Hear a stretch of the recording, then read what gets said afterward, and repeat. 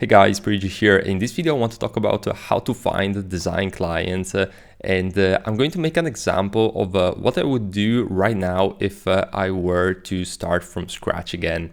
Now, the very first thing that I would recommend you to do is to simply reach out to current clients or past clients and try and sell them more services.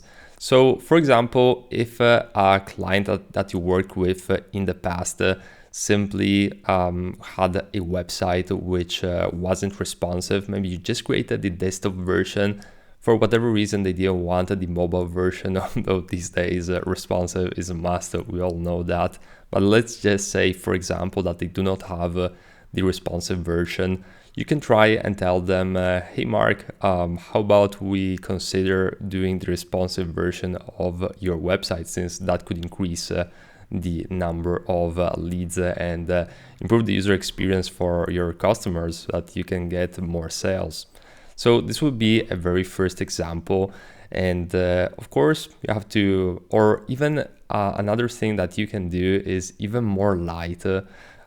Simply say something around the lines of, hey Mark, I recently finished a project and I happen to have a bit more bandwidth than usual. Can I help you grow your business in some ways? Is there any opportunity for me to help you grow your business at the moment? Something around these lines. You can just send them an email, something very light, and can definitely work wonders at times.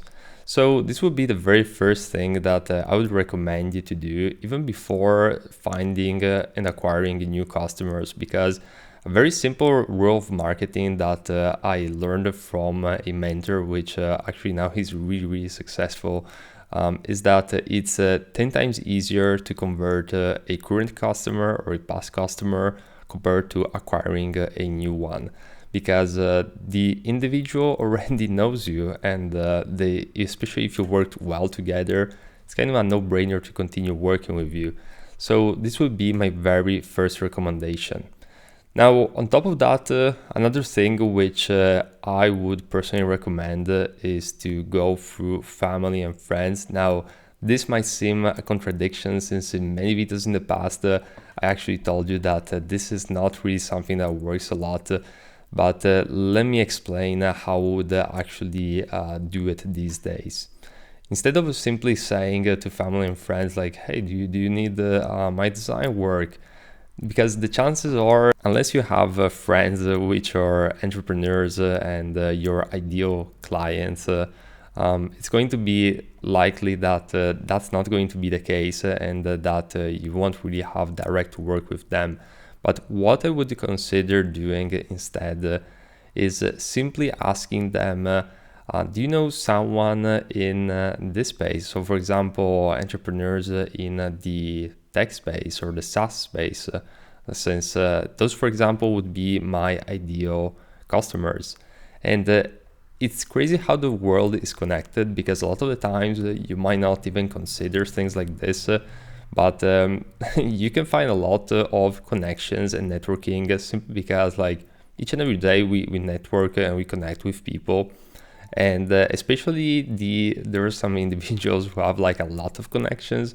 So even a simple line like that and making an introduction through a friend can really make wonders, because you're not simply a random designer, a random guy who happens to contact them, but you're a friend of this friend. So it's going to be much more strong of a relationship right off the bat, especially if you get positively recommended.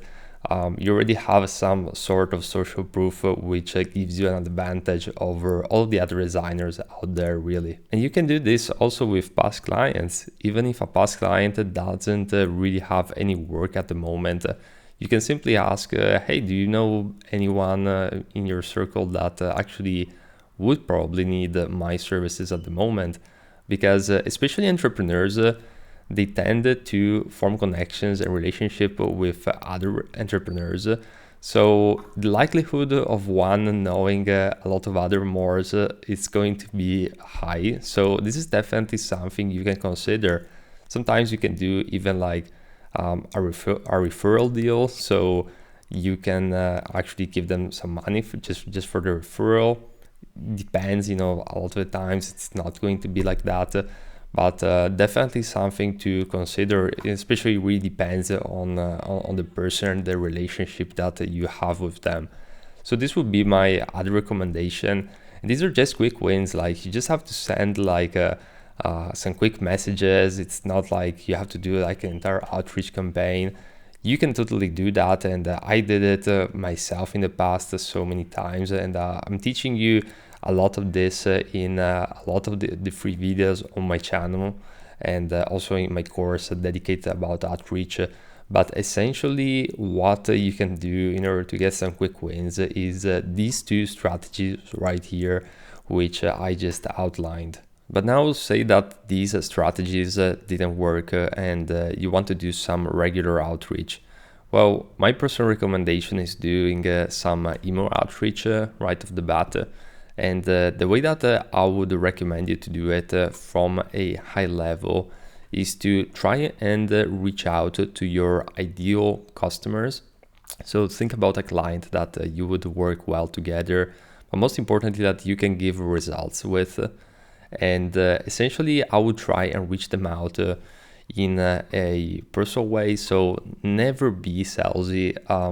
There's a lot of misconceptions when it comes especially to cold email outreach, that, oh no, it's something that is very salesy.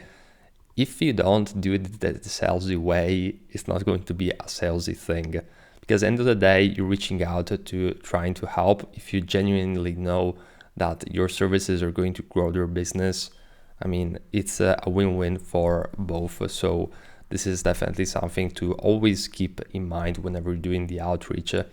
But try to do it from a perspective of just being friendly, trying to help, and genuinely interested. Don't send like mass emails. That doesn't work. People, especially business owners, they're really smart that they will spot immediately if you do something like bulk email, like copy and paste, and that it's not going to create any connection. It's not going to create any opportunities really.